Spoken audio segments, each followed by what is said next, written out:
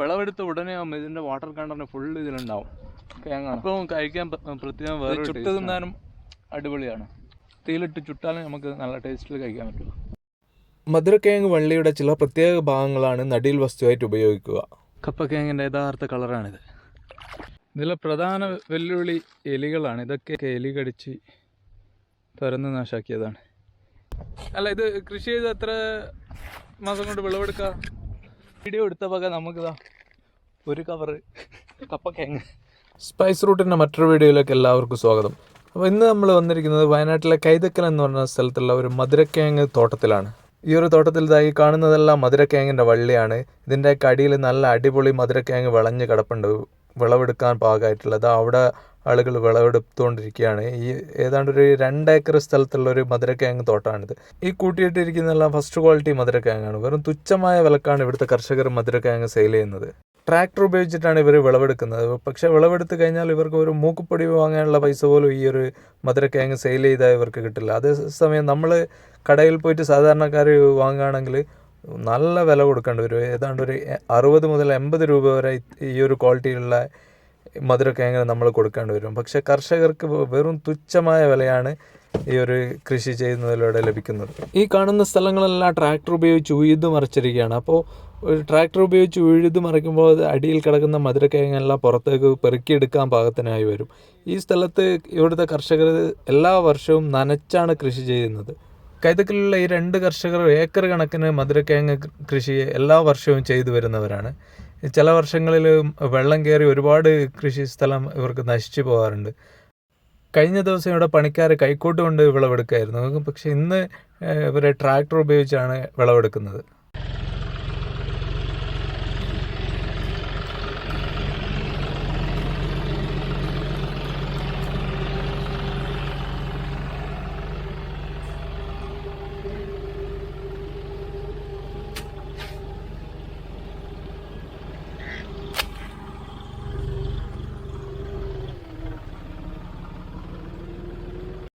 അഞ്ച് ഏക്കർ മധുരക്കിഴങ്ങ് കൃഷിത്തോട്ടം ഈ ഒരു കർഷകർക്ക് ഈ വർഷം വെള്ളം കയറി മാത്രം നശിച്ചു പോയിട്ടുണ്ട്. എന്നാലും ഈ ഒരു കർഷകർ ഈ ഒരു കൃഷി മേഖല ഉപേക്ഷിക്കില്ല. മധുരക്കിഴങ്ങിൻ്റെ നല്ല ക്വാളിറ്റിയുള്ള നടീൽ വസ്തു കിട്ടണമെങ്കിൽ ഈ വയനാട്ടിലുള്ള ഈ 2 കർഷകരെ ബന്ധപ്പെട്ടാൽ മതി. കാരണം ഇവർ വർഷങ്ങളായി ഈ ഒരു കൃഷി ചെയ്തു വരുന്നവരാണ്. അപ്പോൾ നല്ല ക്വാളിറ്റിയുള്ള മെറ്റീരിയൽ ഏതാണെന്നൊക്കെ ഇവർക്ക് നല്ലപോലെ അറിയാം. തമ്പനയിലുള്ളതുപോലെ ലക്ഷങ്ങൾ വരുമാനം നേടുന്ന കർഷകരൊന്നുമല്ല ഈ വയനാട്ടിലുള്ള ഈ 2 കർഷകർ. കിലോയ്ക്ക് 23 രൂപ തോതിലാണ് ഈ ഒരു കർഷകർ ഇവിടെ വിൽപ്പന നടത്തുന്നത്. പ്രധാനമായും ഇടനിലക്കാരാണ് ഇതിൽ ലാഭം കൊയ്യുന്നത്. ഏറ്റവും കുറഞ്ഞത് കിലോയ്ക്ക് ഒരു 30 രൂപയെങ്കിലും കിട്ടിയാൽ മാത്രമേ ഈ ഒരു കൃഷി ഇവർക്ക് ലാഭകരമായി കൊണ്ടുപോകാൻ പറ്റുകയുള്ളൂ. പക്ഷേ ഏതൊരു കൃഷിയും തുടർച്ചയായി ചെയ്താൽ മാത്രമേ ലാഭം ലഭിക്കുകയുള്ളൂ എന്നുള്ള അറിയുന്നത് കർഷകരായതുകൊണ്ട് മാത്രമേ ഈ ഒരു കൃഷി തുടർന്നു പോകുന്നത്. കർഷകർ വളരെ നഷ്ടത്തിലാണ് ഈ ഒരു കൃഷി ചെയ്തുകൊണ്ടിരിക്കുന്നത്. പക്ഷേ ഇവർ വർഷങ്ങളായിട്ട് ചെയ്യുന്നുണ്ട്. ചെറിയ നഷ്ടങ്ങളാണെങ്കിലും അവർ നോക്കുന്നില്ല. എന്താണെന്ന് വെച്ചാൽ എന്തെങ്കിലും ഒരു ബിസിനസ്സിൽ സ്ഥിരമായിട്ട് നിന്നാൽ മാത്രമേ എന്തെങ്കിലും പ്രോഫിറ്റ് ഉണ്ടാവുള്ളൂ. അറിയുന്ന ടീമായതുകൊണ്ട് സ്ഥിരമായിട്ട് ഈ ഒരു കൃഷി ചെയ്യുന്നത്.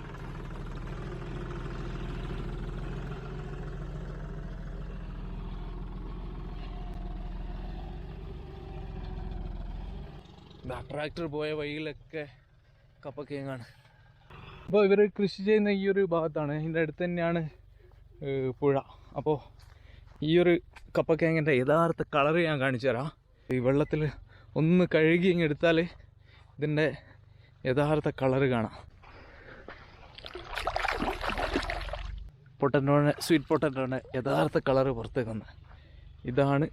സ്വീറ്റ് പൊട്ടറ്റോ വെള്ളത്തിലൊന്ന് മുക്കിയെടുത്തപ്പോൾ ഇതിൻ്റെ യഥാർത്ഥ കളറിങ് പുറത്തേക്ക് വന്നേ. സ്വർണ്ണമാണ്. സ്വർണം വിളിക്കുന്ന 2 കർഷകരാണ് നമ്മൾ ഇപ്പോൾ കാണാൻ പോകുന്നത്. തെക്കൻ കേരളത്തിലും അതുപോലെ മധ്യ കേരളത്തിലൊക്കെ നല്ല ഡിമാൻഡുള്ള സാധനമാണ്. ഈ പുഴയിൽ നിന്ന് കയറി വന്നാൽ ഇവരെ തോട്ടത്തിലേക്കാണ്. ഇതിൽ ആൻറ്റി ഓക്സിഡൻ്റ് കണ്ടൻറ്റ് വളരെ കൂടുതലാണെന്ന് പറയുന്നത്. ഈ കാണുന്നതെല്ലാം ഈ ഒരു മണ്ണിൻ്റെ അടിയിൽ കിടക്കുന്നതെല്ലാം മധുരക്കിഴങ്ങാണ്. അവിടെ ഇതിൻ്റെ വിളവെടുപ്പ് നടക്കുന്നുണ്ട്. അതിൻ്റെ കൂടുതൽ ഡീറ്റെയിൽസൊക്കെ അവരോട് നമുക്ക് ചോദിച്ചറിയാം. നിങ്ങൾക്ക് വർഷം മുഴുവൻ സപ്ലൈ ചെയ്യാൻ പറ്റുമോ? ആവശ്യക്കാരുണ്ട വർഷം മുഴുവൻ കൊടുക്കാം. ഈ കാണുന്നതെല്ലാം കപ്പക്കേങ്ങാണ്. ഈ വള്ളിയൊക്കെ എന്താ ചെയ്യാ? വള്ളി ഉപയോഗിക്കാൻ പറ്റില്ല, വേസ്റ്റാ. നടാൻ ഭാഗത്തുള്ള വള്ളി എന്ന് പറഞ്ഞാൽ അതിന്റെ ഫസ്റ്റ് തൈ രണ്ടാമത്തെ തലയെ പറ്റുള്ളൂ. ഫസ്റ്റ് ഭാഗം 15 സെന്റിമീറ്റർ, അതിന്റെ തൊട്ട് താഴത്തെ 15 സെന്റിമീറ്റർ, പിന്നെ എടുക്കൂല. ശരി. അപ്പോൾ ഇതൊന്നും പറ്റില്ല അല്ലേ? പല ആളുകളും ഈ വള്ളി ഇങ്ങനെ ചുറ്റിക്കൂട്ടി കൊണ്ട് കൊടുക്കും. ഇതെല്ലാ ഭാഗവും നട്ട് കഴിഞ്ഞാൽ ചിലപ്പോൾ വളവ് കുറയും. നമ്മൾ കൊടുക്കുക എന്ന് പറഞ്ഞാൽ അതിന്റെ ഫസ്റ്റ് ഭാഗം അതിന്റെ സെക്കൻഡ് പാർട്ട് മാത്രം, അടിഭാഗം കൊടുക്കുക. ഇതിപ്പോൾ എത്ര ഏക്കറാ? ഇതിപ്പോൾ നിലവിൽ 2 ഏക്കറ. 2 ഏക്കറ പനത്തില്ല, അത് മുഴുവൻ വെള്ളം കയറിപ്പോയി. പനടത്തുള്ള മൊത്തം വെള്ളം കയറി. അത് വെള്ളം 5 പ്രാവശ്യം വെള്ളം കയറി തുടർച്ചേനെ. മെയ് 1 മുതൽ പെയ്ത മഴ, പിന്നെ 3 മാസം തുടർച്ചേനെ 5 പ്രാവശ്യം വെള്ളം കയറി പോയി, മുങ്ങിപ്പോയി. അതിലെന്തായാലും വിളവ് കിട്ടിക്കോ? അതിലൊന്നും കിട്ടിയില്ല. അപ്പോൾ സാധനങ്ങൾക്ക് കേരളത്തിൽ സപ്ലൈ ചെയ്യാൻ പറ്റുമോ? പിന്നെ എവിടെ വേണം ബസ്സിലൊക്കെ ആക്കിയിട്ട് 1 ചാക്ക് 2 ചാക്കൊക്കെ ആക്കിയിട്ട് എത്തിക്കാൻ പറ്റുമോ? 2 ചാക്കുമ്പോൾ അതിൻ്റെതായ എക്സ്പെൻസ് കൂടുതൽ. ഇപ്പോൾ റേറ്റിൽ ചെറിയ മാറ്റം ഉണ്ടാവും, വലിയ മാറ്റം ഉണ്ടാവില്ല, ചെറിയ രീതിയിൽ മാറ്റം ഉണ്ടാവും. ട്രാൻസ്പോർട്ട് ചാർജ് ചിലവ് കൂടുതൽ വരും. എത്ര ദിവസം വരെ ഇതിൻ്റെ ഇത് കിട്ടും? ഇതിന് കടയിൽ കൊണ്ടുപോയി വെച്ചാൽ 1 മാസം 1 മാസത്തിലേറെ വെക്കാം. പക്ഷെ നമ്മളിപ്പോൾ 2 ദിവസം കൊണ്ട് ഒഴിവാക്കും. ഇവിടെയൊക്കെ നല്ല പച്ചപ്പിൽ നല്ലോണം വളർന്ന തൈകളാണ്.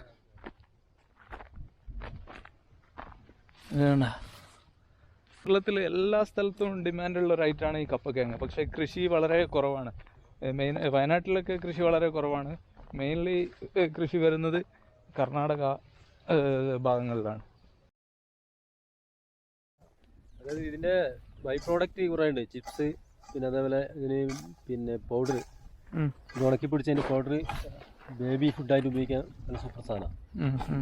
അങ്ങനെ ഇതിന് കുറേ ബൈ പ്രോഡക്റ്റ് ഉണ്ട്. ഇപ്പോൾ മലപ്പുറം ജില്ലയിലേക്ക് ഒരു ടീം വിളിച്ച് പറഞ്ഞിട്ടുണ്ട്. ഇങ്ങനെ എവിടെയാണ്, മറ്റേ കാക്കഞ്ചേരി, പിന്നെ അവിടെ ഒരു ഫാക്ടറി തുടങ്ങുന്നുണ്ടെന്ന് പറഞ്ഞിട്ടുണ്ട്. അപ്പോഴത്തേക്ക് എന്തോ ബൈ പ്രോഡക്റ്റ് ഉണ്ടാക്കുന്ന ഒരു ചിപ്സോ അതിനിപ്പോൾ എന്തോ വേണമെന്ന് അറിയില്ല, അത് വേണമെന്ന് പറഞ്ഞു. ഇപ്പോൾ എൻ്റെ പണിയിലാണ്. അല്ല, ഇത് കൃഷി ചെയ്ത് എത്ര മാസം കൊണ്ട് വിളവെടുക്കാം? 4 മാസം കൊണ്ട് 4 മാസം മുതൽ 6 മാസം വരെ എടുക്കാം. 6 മാസം? നല്ല സൈസായി വരാൻ 6 മാസം എടുക്കും. ഈ ഷുഗർ ഉള്ളവർക്കുള്ള കഴിക്കാൻ പറ്റിയ റേറ്റ് ആണ്. അതെ അതെ.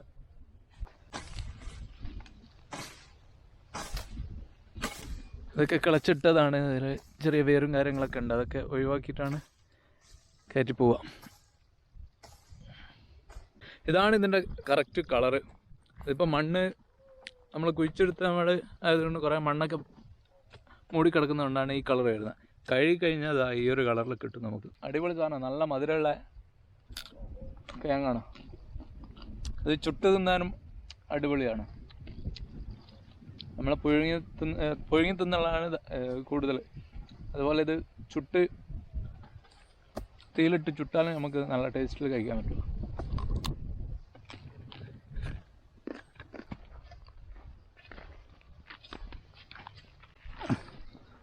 ഒരു കൈയുടെ വലിപ്പമുള്ള കിഴങ്ങാണ്. നല്ല തടിയും വലിപ്പമൊക്കെ ഉള്ള നല്ല ക്വാളിറ്റിയുള്ള മധുരക്കിഴങ്ങാണ്. ഇത് ബെഡായിട്ടാണ് കേട്ടോ ഇവിടെ കൃഷി ചെയ്യുന്ന. ഓരോരോ ബെഡാണ് ഇപ്പോൾ വിളവെടുക്കുന്നത്. ഈ ഒരു ബെഡ് ഇങ്ങനെ വിളവെടുത്ത് വന്നതാണ്.